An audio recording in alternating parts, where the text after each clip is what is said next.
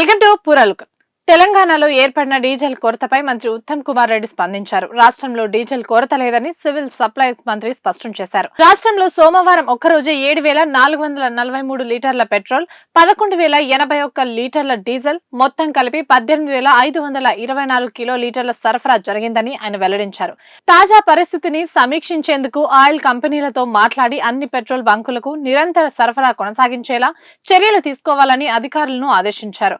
వ్యవసాయ కార్యకలాపాలు, ముఖ్యంగా ధాన్యం కొనుగోలు ప్రక్రియ కొనసాగుతున్న నేపథ్యంలో ఇంధన కొరత ఎట్టి పరిస్థితుల్లోనూ రావద్దని సూచించారు. గ్రామీణ ప్రాంతాల్లో హార్వెస్టర్లు, ఇతర వ్యవసాయ యంత్రాలకు అవసరమైన డీజిల్ ను ప్రత్యేకంగా సరఫరా చేయాలని డీలర్లకు ఆదేశాలు జారీ చేశారు.